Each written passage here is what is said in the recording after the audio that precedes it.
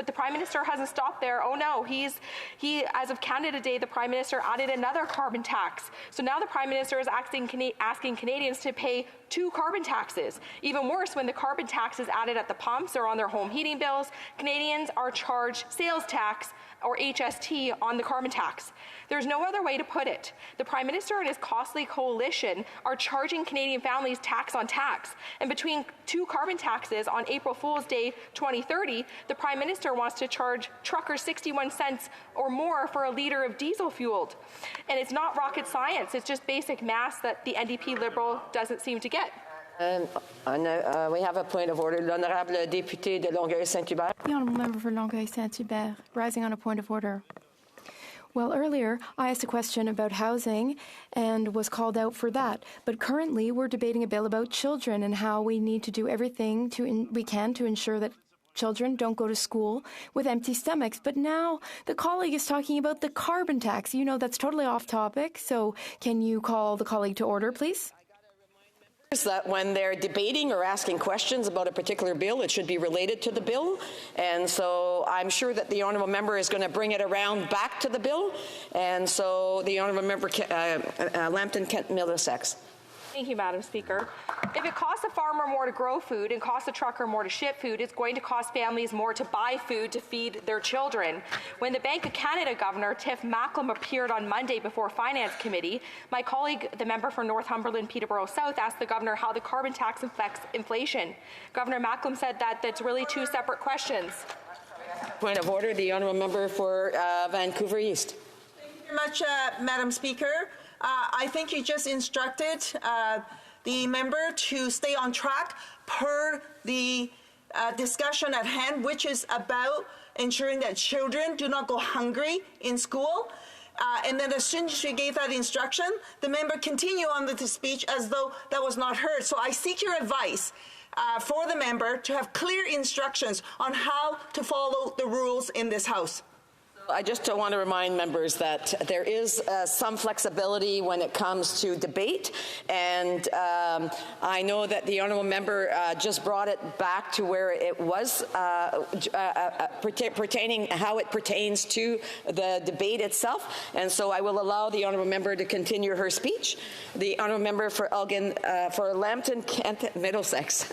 Thank you, Madam Speaker. Governor Macklem said there's 2 separate questions. The Governor said, and I quote, how much are the increases in the carbon tax adding to inflation each year? And the member is about 0.15 percentage points of inflation. And that's the direct impact on those 3 components. I'm sure that the honourable member, so point of order, the honourable member for Vancouver East, but I'm sure it's on the same point of order. Yeah, I'm just trying to seek clarity from you, Madam Speaker, on what is the topic at hand that we're supposed to be discussing and whether or not the member is actually following those rules. Yeah.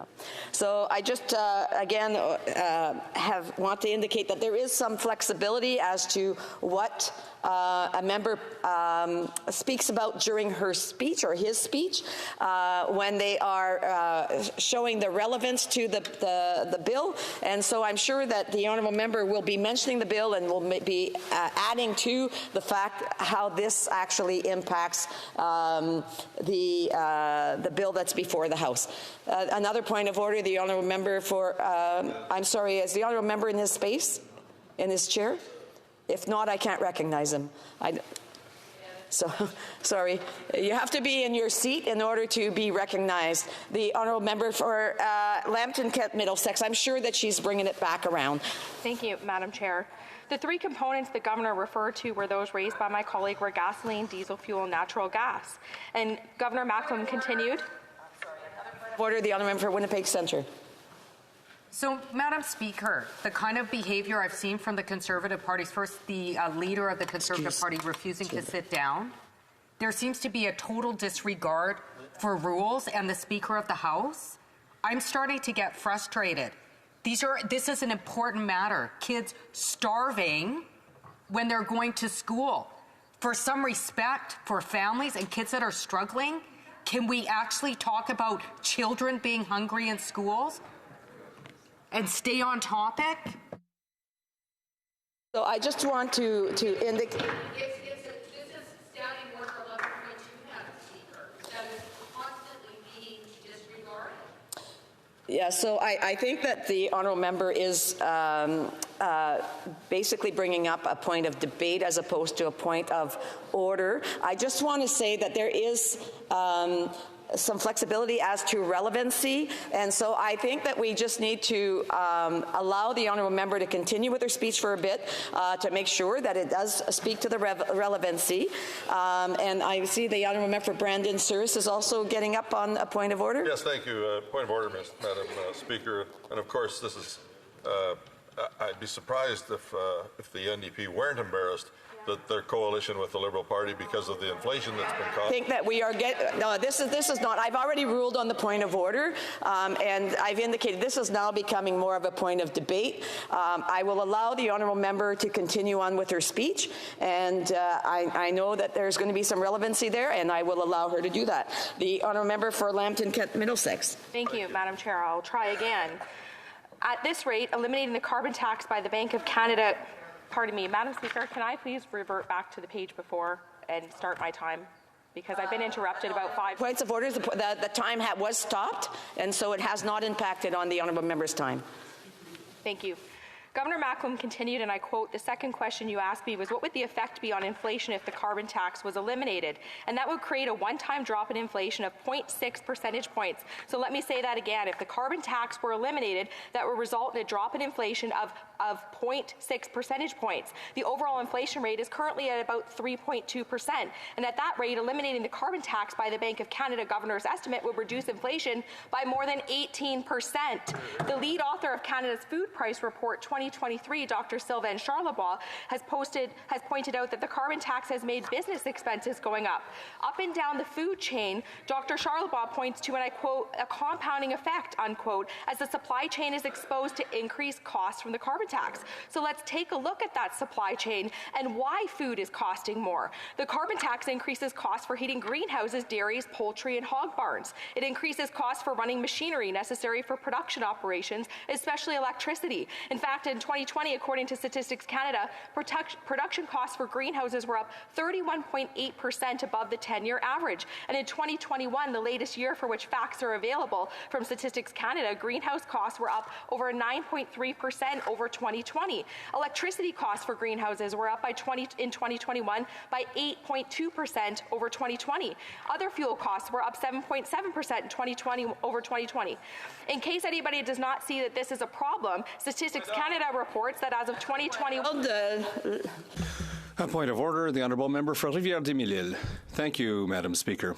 Madam Speaker, you have incredible patience. The first intervention was made about 5 minutes ago, asking the honourable member to have the respect to speak to the bill from our colleague, an important bill, which has no link to the carbon tax, etc. And so I think that out of respect for this institution, it is important that we cut off the member in her speech. The Conservative Party laughed this afternoon, laughed at the Speaker by remaining standing for a number of minutes without any intervention or consequences. And so now, once again, we are in the same situation, which is completely unacceptable. So the member must be made to stop speaking.